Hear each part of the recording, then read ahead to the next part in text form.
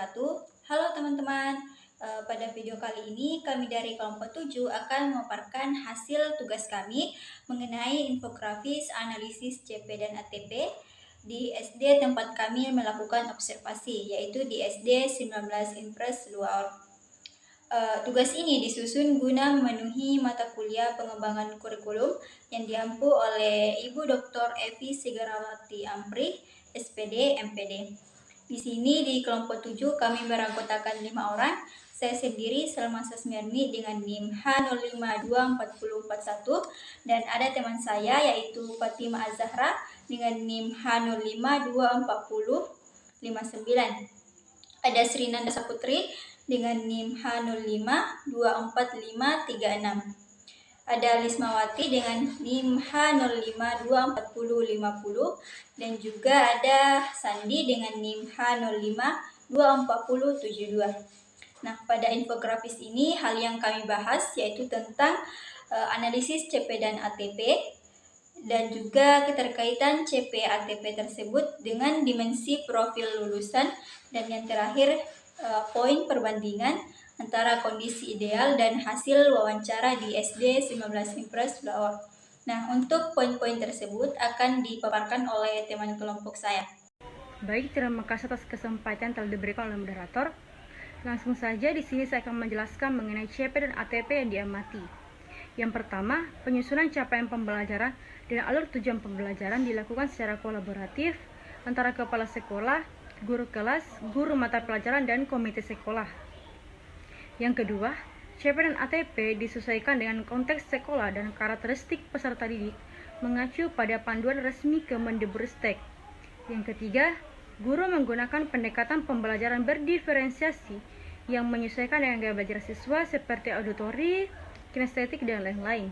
Yang terakhir, asesmen autentik digunakan dalam berbagai bentuk seperti diagnostik, formatif, sumatif untuk pemantauan dan perbaikan pembelajaran. Terima kasih atas kesempatan yang sudah diberikan oleh moderator. Materi selanjutnya yaitu keterkaitan CP dan ATP dengan dimensi profil lulusan. Yang pertama, CP dan ATP menanamkan nilai-nilai profil pelajar Pancasila seperti beriman, berakhlak, mandiri, gotong royong, bernalar kritis, dan kreatif. Yang kedua, pembelajaran dirancang dengan pendekatan yang menumbuhkan karakter dan nilai-nilai tersebut melalui kerja kelompok, proyek sederhana, pembiasaan positif, serta refleksi pembelajaran. Yang ketiga, profil pelajar Pancasila menjadi landasan dalam menyusun tujuan pembelajaran sehingga menghasilkan lulusan yang utuh secara kognitif, efektif, dan psikomotorik.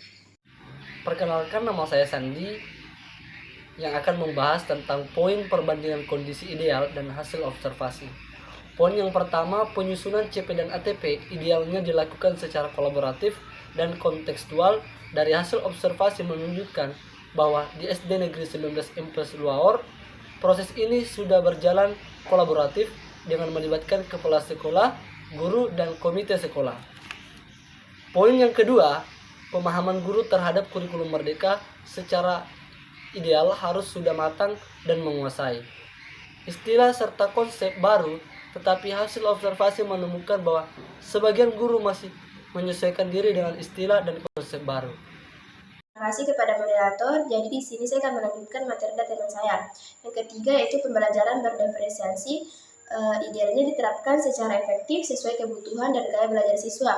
Dan observasi mencatat bahwa hal ini memang sudah dilakukan meskipun masih perlu penguatan lebih lanjut.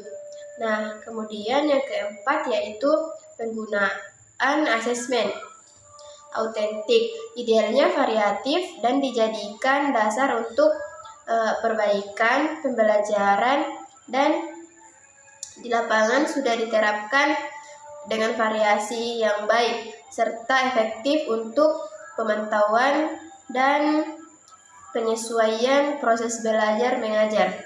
Sekian dari saya kembalikan ke moderator. Oke, baik, itulah tadi pemaparan materi dari kelompok 7 mengenai infografis analisis CP dan ATP yang kami lakukan di SD Negeri nomor 19 Inres Subawar. Lebih dan kurangnya mohon dimaafkan. Wabillahi taufiq wal hidayah. Wassalamualaikum warahmatullahi wabarakatuh.